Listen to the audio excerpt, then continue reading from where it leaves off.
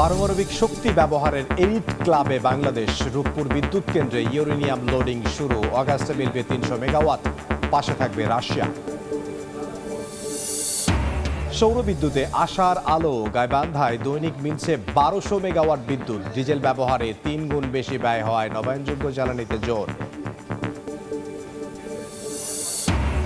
10 মিনিটের ভারী বৃষ্টিতে চট্টগ্রামে কোমর পানি। জলাবদ্ধতায় নাকাল নগরবাসী। সুনামগঞ্জে বাঁধ ভেঙে ঢুকছে পানি। 4 সমুদ্র বন্দরে 3 নম্বর সতর্ক সংকেত। এবং শত কোটি টাকায় তৈরি রেল স্টেশন প্রায় পরিত্যক্ত। বসতবাড়ি হিসেবে ব্যবহার হচ্ছে গাজীপুরের হাইটেক সিটি টার্মিনাল। অবকাঠামোগত ত্রুটিতে অর্থের অপচয়।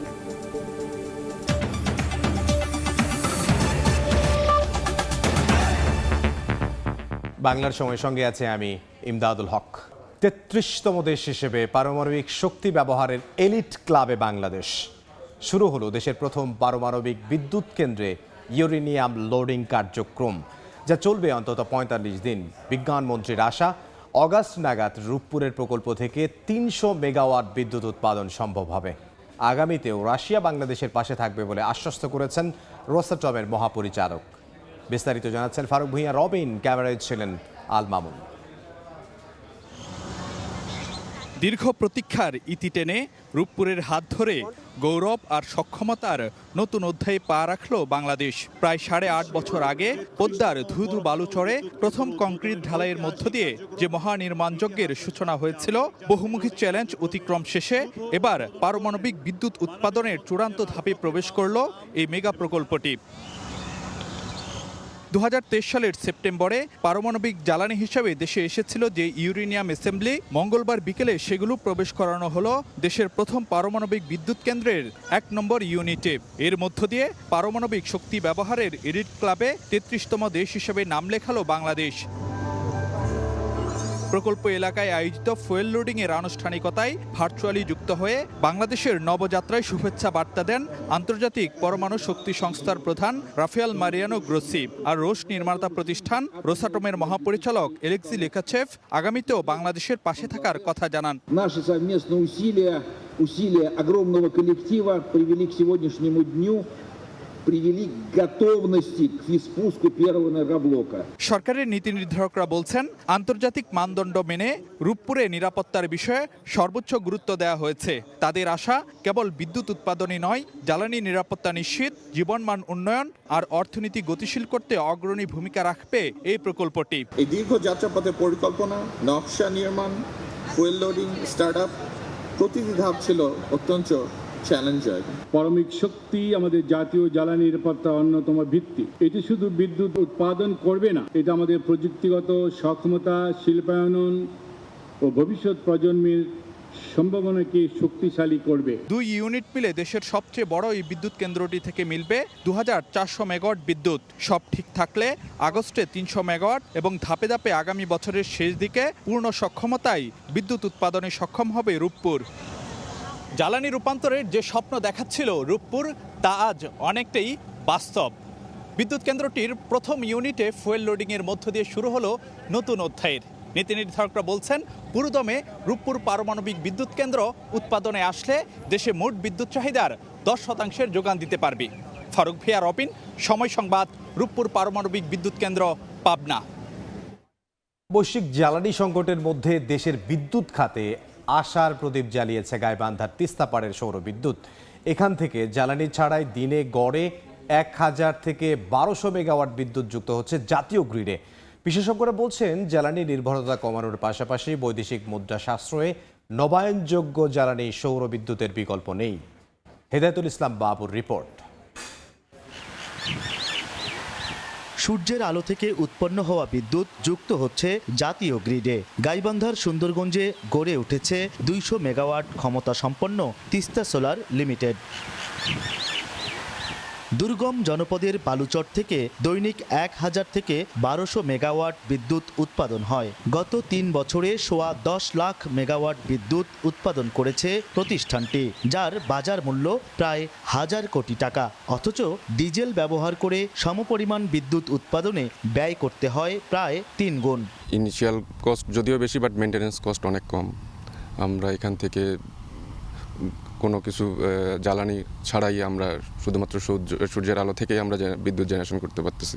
বড় মাঝারি সেতু ও রেলপথের দুধারে সোলার প্যানেল বসিয়ে সৌরবিদ্যুৎ উৎপাদন সম্ভব বলে জানিয়েছেন বিশেষজ্ঞরা। স্টেশনের যে সমস্ত জায়গায় বিদ্যুৎ ব্যবহার হচ্ছে সে সমস্ত জায়গায় আমরা সোলার ব্যবহার করতে পারি, হাটে বাজারে আমরা ব্যবহার করতে পারি। বেসরকারি সংগঠন ডপসের তথ্য বলছে ছাদভিত্তিক সৌরবিদ্যুৎ থেকে বছরে 26,514 মিলিয়ন ইউনিট বিদ্যুৎ উৎপাদন সম্ভব। এমন প্লান্ট আরও গড়ে তোলা সম্ভব হলে দেশের বিদ্যুৎ সংকট মোকাবেলায় ভূমিকা রাখবে সৌরবিদ্যুৎ।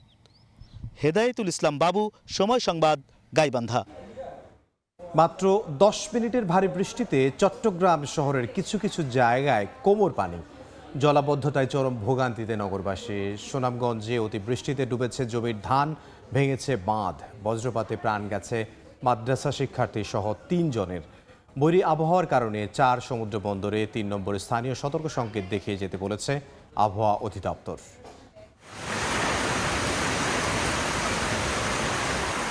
কয়েকদিনের কাঠফাটা রোদের পর দেশের বিভিন্ন স্থানে ঝড় বৃষ্টি, জনজীবনের স্বস্তির হাওয়া হয়ে গেছে তীব্র ভোগান্তি।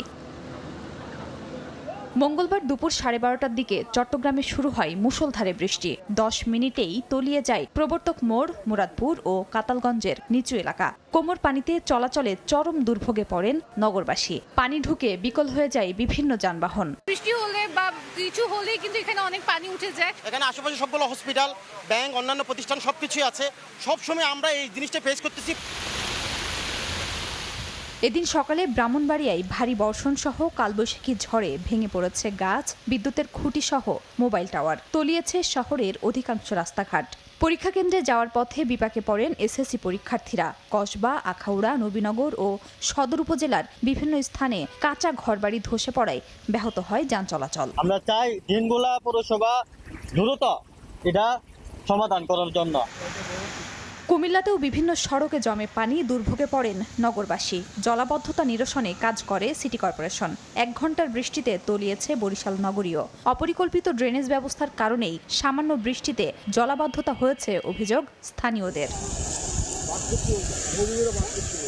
সুনামগঞ্জে অতিবৃষ্টি ও পাহাড়ি ঢলে ডুবেছে 1509 হেক্টর জমির ফসল। মনাই নদীর পানির তোড়ে ভেঙে গেছে জামগড়া বাঁধ, এতে দুশ্চিন্তায় কৃষক। এদিকে ভারী বৃষ্টিতে কিশোরগঞ্জ হাওরের অনেক এলাকায় ধানের জমিতে পানি ঢুকে পড়েছে। নদ নদীর পানি বাড়তে থাকায় দেখা দিয়েছে আগাম বন্যার আশঙ্কা। বৈরী আবহাওয়ার কারণে চট্টগ্রাম, কক্সবাজার, মোংলা ও পায়রা সমুদ্র বন্দরে 3 নম্বর স্থানীয় সতর্কতা সংকেত দেখিয়ে যেতে বলেছে আবহাওয়া অফিস। 4টা সমুদ্র বন্দরকে আমরা 3 নম্বর স্থানীয় সতর্কতা দেখিয়ে যেতে বলেছি। উত্তর বঙ্গোপসাগরে অবস্থানরত মাছ ধরার নৌকা এবং যত ট্রলার আছে সবাইকে আমরা অনুরোধ করেছি বা পরামর্শ দিয়েছি আমার কাছাকাছি চলে আসার জন্য, উপকূলের কাছাকাছি। নোয়াখালী, মুন্সিগঞ্জ ও কক্সবাজারে বজ্রপাতে মারা গেছেন 3 জন। কালবৈশাখীর ঝড়ে খাগড়াছড়ি, মাটিরাঙ্গা ও গুইমারা উপজেলায় বিদ্যুৎবিহীন কয়েক হাজার বাসিন্দা। খাদিজা স্বপ্না, সময় সংবাদ। উত্তাল বঙ্গোপসাগরে জারি রয়েছে 3 নম্বর স্থানীয় সতর্ক সংকেত। সাগরের লঘুচাপের প্রভাবে ভাটার সময়ও কক্সবাজার সৈকতে আছড়ে পড়ছে 6 থেকে 7 ফুট উচ্চতার ঢেউ। যদিও তা উপেক্ষা করে সমুদ্র স্নানে মেতেছেন পর্যটকরা, তবে দুর্ঘটনা এড়াতে নজরদারি বাড়িয়েছে লাইফগার্ড। উত্তাল সাগরের বিশাল ঢেউ ধেয়ে আসছে তীরের দিকে, আঘাত হানছে বালিয়াড়িতে। স্বাভাবিক সময়ের তুলনায় কয়েক গুণ উঁচু এসব ঢেউ সৈকতে তৈরি করেছে আতঙ্কের পরিবেশ। তবে সেই ভয়ঙ্কর পরিস্থিতির মাঝেও ঢেউয়ের সঙ্গে লড়াই করে সমুদ্র স্নানে মগ্ন ভ্রমণ পিপাসুরা। কেউ ঢেউর সঙ্গে ছবি তুলছেন, কেউ দৌড়াচ্ছেন, কেউ আবার পানিতে গড়াগড়ি দিয়ে উপভোগ করছেন উত্তাল সমুদ্র। অনেকের ভাষ্য, ভ্রমণে এসে এত নিয়ম মানলে আনন্দ কোথায়, তাই ঝুঁকির মাঝেও উপভোগ করছেন প্রকৃতির উত্তাল রূপ। সবাই আনন্দের জন্য আসে, এখন ঝুঁকি হোক আর যাই হোক, আনন্দটা হচ্ছে মূল বিষয়। ভয় আছে কিন্তু আনন্দের মুহূর্ত আমরা এনজয় করতে আসছি, এনজয় করতেছি আবহাওয়াটা, বৃষ্টি বৃষ্টি ভাব। আমরা বেশি দূর যাচ্ছি না, কাছাকাছি অবস্থায় থেকেই মনে করেন আমরা করতেছি। বঙ্গোপসাগরে বায়ুচাপের প্রভাবে বৈরী আবহাওয়া বিরাজ করছে। সাগরের পানির উচ্চতা বাড়ার পাশাপাশি বেড়েছে বাতাসের গতিবেগও। চারদিকে মেঘলা আকাশ, মাঝে মাঝে গুড়ি গুড়ি বৃষ্টি। এমন পরিস্থিতিতে পর্যটকদের সমুদ্র স্নান থেকে বিরত রাখতে বাঁশি বাজিয়ে সতর্ক করছেন লাইফগার্ড কর্মীরা। সার্বক্ষণিক নজরদারি করছেন তারা। ঢেউগুলো এলোমেলো হচ্ছে এবং ভেঙে যাচ্ছে, যার ফলে এগুলো খুব মারাত্মক। এটাতে যে কোনো সময় পর্যটকরা বিপদে পড়তে পারে। আমরা বলছি যে আপনারা হাঁটু থেকে কোমর পানিতে অন্ততপক্ষে থাকেন, নিজের পরিবারটাকে যাতে নিরাপদে থাকার জন্য। একদিকে তীব্র দাবদাহ, অন্যদিকে হালকা গুড়ি গুড়ি বৃষ্টি, দুয়ে মিশে কিছুটা স্বস্তি ফিরেছে কক্সবাজার শহরবাসীর মাঝে। সুজাউদ্দিন রুবেল, সময় সংবাদ, কক্সবাজার। বাংলার সময় আরও থাকছে। নেমে গেছে ভূগর্ভস্থ পানির স্তর। পঞ্চগড়ের সীমান্তবর্তী 5টি গ্রামের টিউবওয়েলে উঠছে না পানি। বিপাকে এলাকাবাসী, গভীর নলকূপ স্থাপনের পরিকল্পনা উপজেলা প্রশাসনের। রংপুর বিভাগের 6 সীমান্ত জেলা দিয়ে অবাধে ঢুকছে মাদক। 8টি শহরের প্রায় সব অলিগুলি থেকে শুরু করে উত্তরের নিভৃত গ্রামের পথ ঘাটে মরণ নেশার ছড়াছড়ি। মাদকসেবী আর মাদক কারবারিদের দৌরাত্ম্যে অতিষ্ঠ সাধারণ মানুষ। উত্তরের বেশ কয়েকটি সীমান্ত ঘুরে বিস্তারিত জানাচ্ছেন আতিকুর রহমান তমাল। ক্যামেরায় ছিলেন তারিকুল ইসলাম।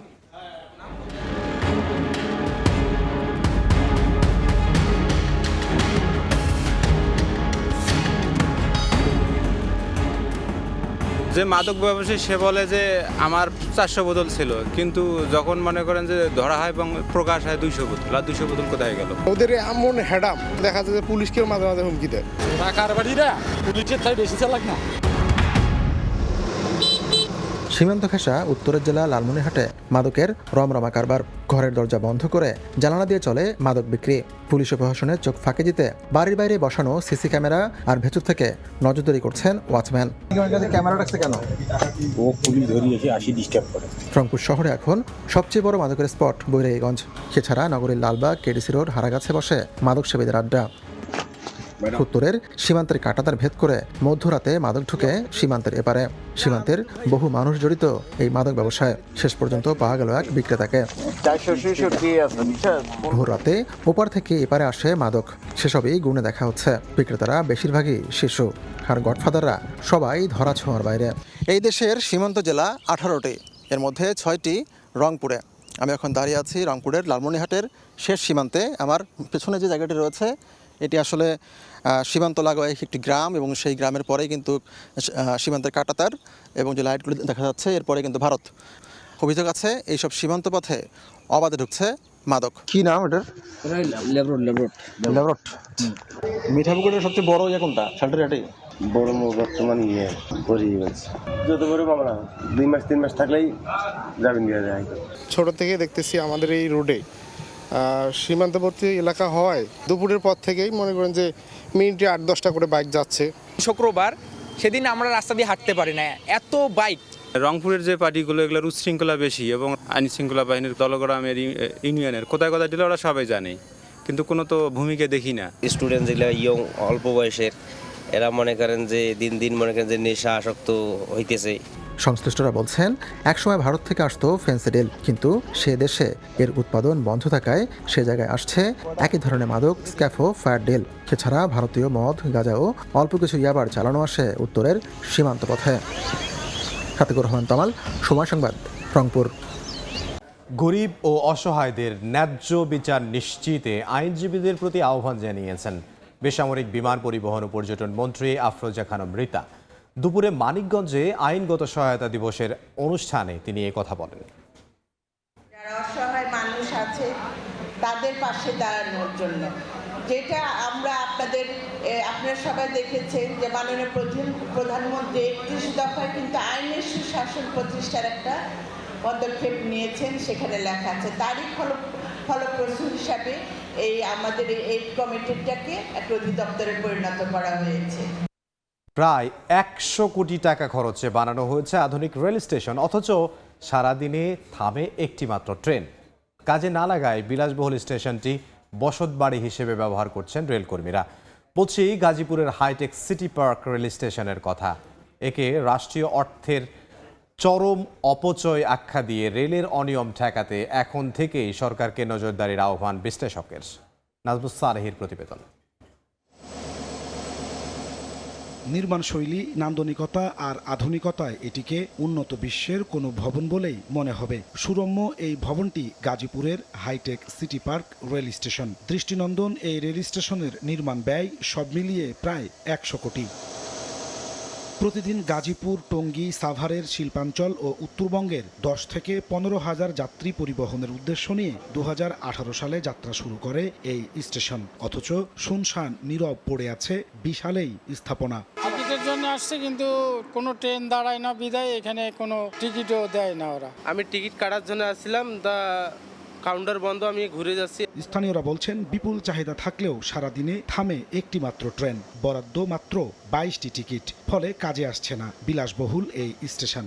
কোনো কাজে আসে না, কোনো উপকারী আমাকে হইতেছে না। এখানে একটা বিনোদন কেন্দ্রের মতো হয়ে গেছে। প্রতিদিন মানুষ বিকালবেলা এসে ভিড় করে টিকটক ভিডিও বানায়। কাজে না লাগায় আধুনিক টিকিট কাউন্টার, ভিআইপি বিশ্রামাগার, উন্নত সিগন্যাল কক্ষ আর রিলে রুমে বসবাস করছেন রেলের মাঠ কর্মীরা। দায়িত্বরতরা বলছেন আধুনিক এই স্টেশনের মাসিক পরিচালন ব্যয় ৫ থেকে ৭ লাখ টাকা, অথচ আয় নেই তেমন। রেলের কাজ করে তার জন্য আমাদের এখানে থাকার জন্য দিচ্ছে আর কি। বক্স এবং মাউথপিস সবগুলো মোটামুটি ঠিক আছে, কিন্তু এটা ব্যবহার হচ্ছে না শুধু গাড়ি স্টপেজের কারণে। রেলের বাণিজ্য বিভাগের অতিরিক্ত মহাপরিচালক বলছেন অবকাঠামোগত ত্রুটির কারণে স্টেশনটি পূর্ণাঙ্গ সেবা দিতে সক্ষম নয়। ঢাকা অভিমুখী যেটা প্ল্যাটফর্ম সংলগ্ন একটা লেভেল ক্রসিং গেট আছে, আবার হচ্ছে টাঙ্গাইল প্রান্তে ওইদিকে একটা ব্রিজ আছে ছোট, তো যার ফলে এখানে কিন্তু যেই ক্লিয়ারিং স্ট্যান্ডিং লেংথ যেটুকু থাকার কথা এইটা কিন্তু রাখা সম্ভবপর হচ্ছে না। একে রাষ্ট্রীয় অর্থের চরম অপচয় আখ্যা দিয়ে রেলের অনিয়ম ঠেকাতে এখন থেকেই সরকারকে নজর দেওয়ার তাগিদ বিশ্লেষকের। সরকারকে আসলে আমি বলবো যে আসলে আমাদের মূল্যায়ন করতে হবে, কেন ভুল হলো উত্তরটা তাদের কাছে জানতে হবে। নাহলে এই যে জনগণের পকেট কাটা, অর্থের অপচয় এবং ঋণগ্রস্ত একটা প্রতিষ্ঠান, এইভাবে আসলে বাংলাদেশ রেলওয়ে চলতে পারে না। অবকাঠামোতে বিপুল বিনিয়োগ হলেও গত ১২ বছরে বন্ধ হয়ে গেছে শতাধিক লোকাল, মেইল ও কমিউটার ট্রেন। সারা দেশে এই মুহূর্তে বন্ধ রয়েছে ১৩০টি প্রয়োজনীয় রেল স্টেশন, অথচ সেগুলো মেরামতের উদ্যোগ না নিয়ে বানানো হয়েছে বিপুল পরিমাণ অর্থ খরচ করে এমন বিলাসী স্টেশন, যা কোনো কাজেই আসছে না। যোগাযোগ বিশেষজ্ঞরা বলছেন রেলের এমন অপরিকল্পিত ব্যয়ের ফলেই ঘুরতে বসেছে এই প্রতিষ্ঠান। নাজমুস্তালিহি, সময় সংবাদ, গাজীপুর, কালিয়াকৈর। বাংলার সময় আরও থাকছে। ২২ বছর পর চালুর পর লোকসানের অজুহাতে ফের বন্ধ ঠাকুরগাঁওয়ের রেশম কারখানা। দীর্ঘদিন পড়ে থাকায় নষ্ট হচ্ছে কোটি টাকার যন্ত্রাংশ, বেকার কয়েকশো শ্রমিক। পঞ্চগড়ের তেঁতুলিয়ায় ভূগর্ভস্থ পানির স্তর নিচে নেমে যাওয়ায় ৫টি গ্রামে টিউবওয়েলে পানি উঠছে না। পানির জন্য বাসিন্দাদের ছুটতে হয় মহানন্দা নদীর পাশে, যেখানে থাকা একটি টিউবওয়েল মেলে পানি। সুপেয় পানি সংগ্রহের ভোগান্তিতে চরম কষ্টে দিন কাটাচ্ছেন প্রায় ২,০০০ পরিবারের সদস্যরা। অপরিকল্পিতভাবে ভূগর্ভস্থ পানি উত্তোলনের কারণেই সৃষ্টি হয়েছে এই সংকট, বলছে জনস্বাস্থ্য প্রকৌশল অধিদপ্তর। নরসিংদীতে গৃহবধূকে ছুরিকাঘাতে হত্যার অভিযোগ উঠেছে স্বামীর বিরুদ্ধে। সোমবার রাতে রায়পুরা উপজেলার বল্লাবাড়ি এলাকায় এই ঘটনা ঘটে। স্থানীয়রা জানান, মাদকের টাকার জন্য স্ত্রী আফিয়াকে নির্যাতন করতেন সুজন। কথা কাটাকাটির এক পর্যায়ে আফিয়াকে দেশীয় অস্ত্র দিয়ে আঘাত করা হয়। গুরুতর অবস্থায় উদ্ধার করে সদর হাসপাতালে নেওয়া হলে আফিয়াকে মৃত ঘোষণা করেন চিকিৎসক। ঘটনার পর থেকেই পলাতক সুজন, তাকে গ্রেফতারে একাধিক দল অভিযান চালাচ্ছে বলে জানিয়েছে পুলিশ। গাইবান্ধায় জমি নিয়ে বিরোধের জেরে প্রতিপক্ষের হামলায় একজন নিহত হয়েছেন। স্থানীয়রা জানান, গোবিন্দগঞ্জের হরিরামপুরে কফিল উদ্দিনের সঙ্গে ভাতিজা আব্দুল জলিলের জমি নিয়ে বিরোধ চলছিল। সকালে বিরোধপূর্ণ জমির ধান কাটা নিয়ে দুজনের কথা কাটাকাটি হয়। এক পর্যায়ে জলিলের লাঠির আঘাতে কফিল উদ্দিন মারা যান। জড়িতদের শনাক্ত করে নেওয়া হবে আইনি ব্যবস্থা, জানিয়েছে পুলিশ। সাভারে সাব রেজিস্ট্রারের অনিয়ম ও দুর্নীতির সংবাদ প্রকাশের জেরে সাংবাদিকের উপর হামলা ও অপহরণ চেষ্টার প্রতিবাদে মানববন্ধন করেছেন গণমাধ্যম কর্মীরা। দুপুরে সাভার মডেল থানার সামনে কর্মসূচিতে বিভিন্ন গণমাধ্যমে কর্মরত স্থানীয় সাংবাদিকরা অংশ নেন। তারা অভিযুক্ত সাব রেজিস্ট্রার জাকির হাসানকে প্রত্যাহার করে তার বিরুদ্ধে থানায় মামলা নথিভুক্ত করার দাবি জানান। এ ঘটনায় অভিযুক্তের বিরুদ্ধে আইনগত ব্যবস্থা নিতে মুঠো ফোনে সাংবাদিকদের পরামর্শ দেন আইন, বিচার ও সংসদ বিষয়ক মন্ত্রী মোহাম্মদ আসাদুজ্জামান। গত ২৬ এপ্রিল অভিযুক্ত জাকিরের দুর্নীতি নিয়ে সংবাদ প্রচার করে দেশ টেলিভিশন। এরই জেরে গণমাধ্যমটির স্থানীয় প্রতিনিধি দেওয়ান ইমনকে প্রাণনাশ ও মিথ্যা মামলায় ফাঁসানোর হুমকি দেয় জাকির। সোমবার দুপুরে জাকির হামলা চালিয়ে অপহরণের চেষ্টা করে ইমনকে। ওই ঘটনায় আরও ৫ সাংবাদিক আহত হন। রংপুরে ক্লিনিক কর্তৃপক্ষের অবহেলায় প্রসূতির মৃত্যুর অভিযোগ উঠেছে। ঘটনায় প্রতিষ্ঠানটি ভাঙচুর করেছেন বিক্ষুব্ধরা। স্বজনদের অভিযোগ, সোমবার রাতে নগরীর পিয়ারলেস ক্লিনিক অ্যান্ড নার্সিং হোমে অন্তঃসত্ত্বা জান্নাতুল ফেরদৌসকে ভর্তি করা হয়। গভীর রাতে সিজারিয়ান অপারেশনের মাধ্যমে ছেলে শিশুর জন্ম দেন ওই নারী। রাতে রোগীর অবস্থার অবনতি হলে হাসপাতালে খুঁজে পাওয়া যায়নি চিকিৎসক বা কর্তব্যরত কাউকেই। এতে বিনা চিকিৎসায় জান্নাতুলের মৃত্যু হয় বলে অভিযোগ স্বজনদের। এ খবর ছড়িয়ে পড়লে দুপুরে হাসপাতালে ভাঙচুর চালায় বিক্ষুব্ধ স্বজন ও এলাকাবাসী। পুলিশ এসে নিয়ন্ত্রণে আনে পরিস্থিতি। ঘটনার পর থেকেই পলাতক ক্লিনিক কর্তৃপক্ষ বিষয়টি তদন্ত করে ব্যবস্থা নেওয়ার কথা জানিয়েছেন সিভিল সার্জনের প্রতিনিধি দল। নার্স নাই, ডাক্তার নাই, যদি অসুস্থ হয়েছে তাহলে তো হাসপাতালে মেডিকেল নিয়ে গেল না। এখানে একবার ফোন দেয়, ওখানে একবার ফোন দেয়, কোনো কেউ নাই, কিচ্ছু নাই। মানে কি করবো আমরা, ডাক্তার মানুষ ফলো করে, মানে অ্যাডভাইস দেয়, আমরা ফলো করবো। উল্টা আমরা একবার উপরে তুলতেছি, একবার নিতে নামাই। সকাল থেকে একটা পর্যন্ত কেন ডাক্তার দেখবে না? আর যেহেতু এরকম সিরিয়াস 3 ঘন্টা থেকে নিঃশ্বাসের অবস্থায়, ওরা অন্য কোথাও রেফারেন্স করতে না পারলে বা অক্সিজেনের টানি মুখে লাগাই দিত, তাও করেনি। স্টেটমেন্ট নিয়ে গেলামই, এটা আমরা রিপোর্ট করব সিভিল সার্জন মহোদয়কে, এবং আমি রুগীর হাজবেন্ডকে আমি অনুরোধ করেছি যে এটার জন্য উনি একটা অভিযোগ দায়ের করেন। আমি মনে করি যে এটার একটা সুষ্ঠু তদন্ত হবে। বরিশালে মেয়াদোত্তীর্ণ টেস্ট কিট রাখা সহ নানা অভিযোগে 7টি ডায়াগনস্টিক সেন্টারকে 2,67,000 টাকা জরিমানা করা হয়েছে। দুপুরে নগরীর বিভিন্ন ডায়াগনস্টিক সেন্টারে অভিযান চালায় জাতীয় ভোক্তা অধিকার সংরক্ষণ অধিদপ্তর। মেয়াদোত্তীর্ণ টেস্ট কিট থাকা ফ্রিজে খাবার সহ টেস্ট কিট সংরক্ষণ করা, লাইসেন্স ছাড়া ল্যাব পরিচালনা, ল্যাবের মেশিন নষ্ট থাকা সহ নানা অভিযোগে 7টি ডায়াগনস্টিক সেন্টারকে জরিমানা করেন জাতীয় ভোক্তা অধিকার সংরক্ষণ অধিদপ্তরের উপপরিচালক অপূর্ব অধিকারী। বরিশালে ডাব কিনে জাল টাকা দিয়ে মূল্য পরিশোধ করার সময় এক ব্যক্তিকে গ্রেফতার করেছে পুলিশ। জব্দ করা হয় 20,000 টাকার জাল নোট। সোমবার রাতে নগরীর নথুল্লাবাদ বাস টার্মিনালের পাশের একটি দোকান থেকে ডাব কিনে দোকানদারকে 1,000 টাকার একটি নোট দেয় রিপন নামে এক ব্যক্তি। বিষয়টি সন্দেহজনক মনে হওয়ায় স্থানীয়রা তাকে আটক করে পুলিশের হাতে তুলে দেয়। 22 বছর বন্ধ থাকা ঠাকুরগাঁও রেশম কারখানা চালু হলেও আবারও বন্ধ হয়ে গেছে। 2023 সালের অগাস্টে 5 বছরের চুক্তি নিয়ে চালু হয় কারখানাটি। তবে 8 মাস পর আবারও বন্ধ হয় কারখানাটি। কোটি টাকার যন্ত্রপাতি পুরোপুরি সচল থাকলেও তা কাজে আসছে না। বেকার হয়ে পড়েন শ্রমিকরা। দ্রুত কারখানাটি চালুর দাবি স্থানীয়দের। কারখানাটি চালু করতে মন্ত্রণালয়ে চিঠি দিয়েছে জেলা প্রশাসন।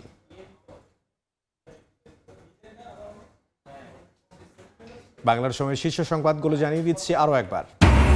পারমাণবিক শক্তি ব্যবহারের এলিট ক্লাবে বাংলাদেশ। রূপপুর বিদ্যুৎ কেন্দ্রে ইউরেনিয়াম লোডিং শুরু। অগাস্টে মিলবে 300 মেগাওয়াট। পাশে থাকবে রাশিয়া। সৌর বিদ্যুতে আসার আলো। গাইবান্ধায় দৈনিক মিলছে 1200 মেগাওয়াট বিদ্যুৎ। ডিজেল ব্যবহারে 3 গুণ বেশি ব্যয় হওয়ায় নবায়নযোগ্য জ্বালানিতে জোর। এবং 10 মিনিটের ভারী বৃষ্টিতে চট্টগ্রামে কোমর পানি। জলাবদ্ধতায় নাকাল নগরবাসী। সুনামগঞ্জে বাঁধ ভেঙে ঢুকছে পানি। 4 সমুদ্র বন্দরে 3 নম্বর সতর্ক সংকেত।